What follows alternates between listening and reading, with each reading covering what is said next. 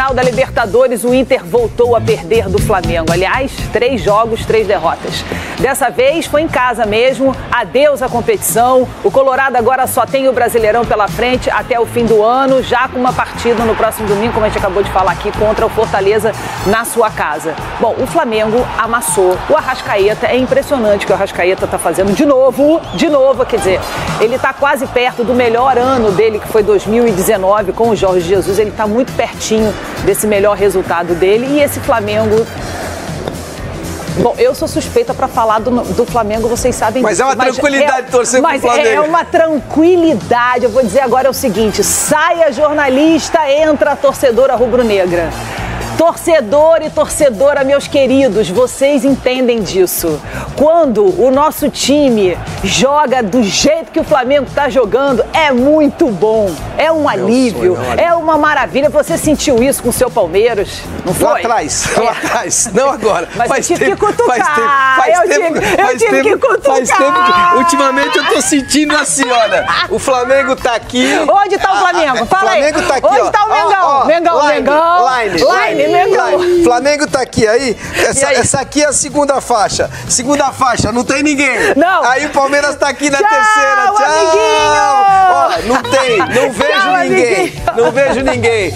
Mas o torcedor tá entendendo o que eu tô falando. Não, mas é porque até um treinador pouco experiente, como é o caso do Felipe Luiz, que é pouco experiente e custou caro, você vai proteger o Felipe.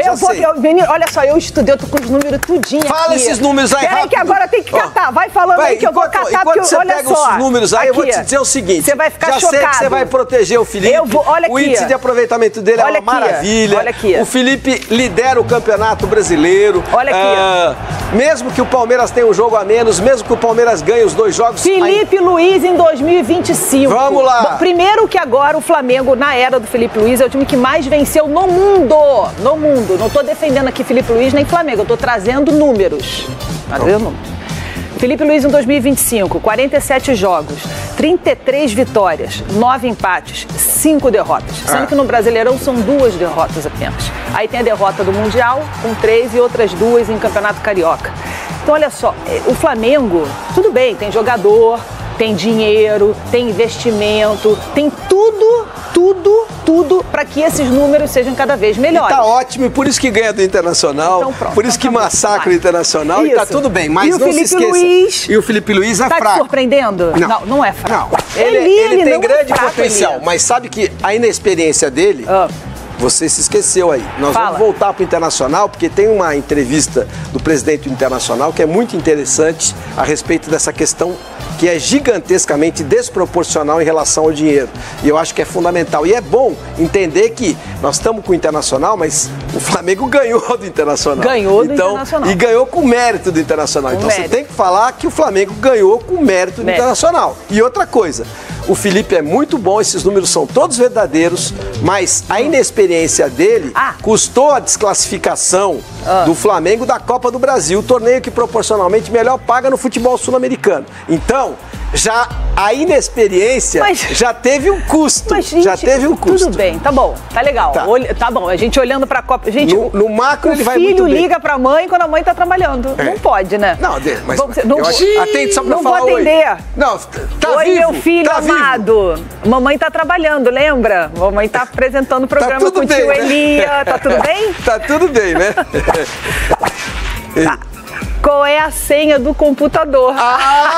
Não, mas o assunto é agora muito você quer que eu fale a minha senha do computador? O assunto é muito importante. É gravíssimo, é gravíssimo. É claro que eu tô ao vivo, meu filho. Não, eu tô aqui me divertindo. Oi, te amo, tá bom. Oi, te amo. Dá um beijo pro Elias.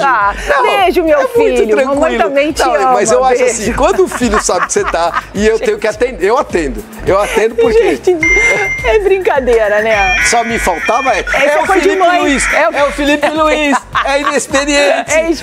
Tem um monte de coisa boa, não tem? Tem um monte de coisa... coisa boa. Tem um monte de coisa boa. Sabe quais são os números do Felipe Luiz como técnico? Só como técnico. Aí a base do Flamengo e agora com o time profissional. Total, tá? 92 jogos, 16 empates, 64 vitórias e 12 derrotas. Ele vai muito bem. Só 12 derrotas.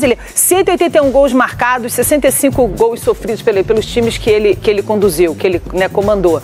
Cara, ele é uma grande... Tudo bem, ele não tem experiência, mas a gente pode dizer, então, que ele é um grande destaque do futebol brasileiro. Tem muito potencial. Se a gente vem falando muito sobre os técnicos do Brasil, os técnicos brasileiros no Brasil, essa enxurrada de técnico gringo aqui no nosso país, olhar para o Felipe Luiz é uma luz dentro do futebol brasileiro. Quer dizer, uma luz não, é um holofote! É um holofote! Mas vai chegar lá, vai chegar lá. Mas vamos lá. E o Internacional perde, e é interessante, eu acho legal você chamar a entrevista do presidente do Internacional, até para a gente poder contextualizar algo que cada vez vai ficar mais evidente aqui no futebol brasileiro. Vai mesmo, porque olha, depois da terceira derrota seguida para o Flamengo, o presidente do Inter disse que ficou muito complicado competir contra um rival que consegue investir 10 vezes mais do que o clube dele. Nós temos uma equipe que investiu nas últimas 4 janelas 600 milhões de reais. Na última janela, 300 milhões de reais. Para ser mais exato, 277 milhões. O Internacional investiu 20. E ó, vai cada vez mais. Quer a notícia? A notícia é que isso vai piorar. Os clubes que conseguirem se organizar, os clubes que conseguirem pagar suas contas e fazer tudo direitinho, né, virar empresa de verdade, com toda a responsabilidade que precisa ter, esses clubes vão se dar bem. Agora, os clubes que continuarem improvisando, eles vão ficar cada vez mais distantes. O dinheiro vai fazer a diferença, como faz na Premier League, como faz no Sauditão, como faz no Campeonato Italiano, onde você tem uma desproporção gigantesca entre as 4 grandes e todas as outras 16 equipes que são coadjuvantes, como faz uma diferença gigante no Campeonato Espanhol. Na Liga você tem Real Madrid e Barcelona nesse degrau, e 2 degraus abaixo você tem o Atlético de Madrid, e 5 degraus abaixo você tem todos os outros. Então, essa é uma realidade que cada vez vai ser mais evidente. Algo que a gente não vinha sentindo no Campeonato Brasileiro, quando você tem equipes que estão na 15ª, 16ª posições e podem incomodar o líder do campeonato. Podem incomodar, mas na regra geral, cada vez vão incomodar menos. Verdade. Agora, com essa mudança que a CBF fez no calendário, ele vai ter que usar mais o elenco, né? O CBF fez uma sacanagem com o Flamengo e Palmeiras, né? Os dois foram eliminados da Copa do Brasil, falaram, agora temos semanas livres para treinar, preparar o time, recuperar o jogador. A CBF pegou e falou, não, vou fazer um monte de jogo aqui no meio, é a Copa do Brasil no final. Ela resolveu o problema dela. Ah, mudou tudo agora. E transferiu um problema para o Palmeiras e Flamengo. Dia 7, já terminar dia 21. Ou seja, todas as semanas que teria a Copa do Brasil, vai ter brasileiro, então vai ter jogo ao meio de semana. E eles estavam contando, claro, que o Palmeiras e o Flamengo planejaram bem, a partir de agora, já que eu caí na Copa do Brasil, né? Não queria cair, mas caí. Eu vou ter essas semanas livres aqui para poder pensar na Libertadores e no Brasileiro. Não tem mais. Não tem mais. A Copa do Brasil vai ser depois do Brasileiro, mata-mata até quase perto do Natal. Perto do Natal, né? Ela resolveu o problema dela para que, se um brasileiro ganhar a Libertadores, pode jogar o Intercontinental, que é dia 10, acho, de dezembro, primeiro jogo. E o São Paulo também, mas o São Paulo não briga pelo título brasileiro, vamos ser sinceros, né? Ele briga só na Libertadores. Então, pro São Paulo pesa menos. Se ele conseguir administrar o brasileiro ali, tá tudo bem. Não ser rebaixado, essas coisas assim, né? Ele vai avançando na Libertadores, tá ótimo. O Flamengo e o Palmeiras não, os dois brigam nas 2 frentes. Então, essas semanas livres, pro São Paulo seria bom, pros dois mais ainda. Porque eles têm que ser competitivos nas 2 competições, brigando por liderança e classificação.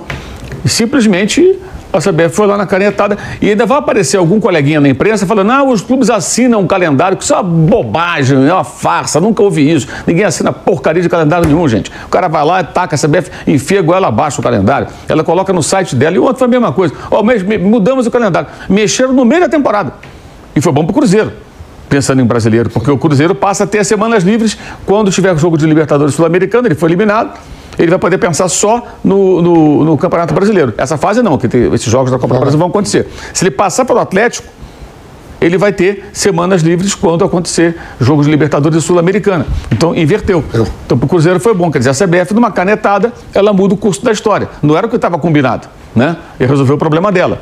Porque se o Palmeiras, o São Paulo ou o Flamengo ganha a Libertadores, tem que jogar esse torneio. E aí ela faz o que com o brasileiro? Ela teria que adiar o brasileiro para acabar só no ano que vem. Então ela encontrou uma solução para ela e transferiu para os clubes, para os 3, mais para o Palmeiras e para o Flamengo, um problema que eles não tinham.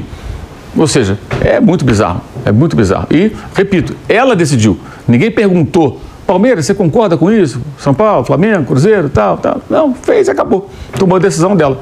E aí amanhã alguém fala, não, eles assinam o calendário. Não assina nada, ninguém concorda com nada. A CBF, ela faz o calendário. Pergunta para ninguém.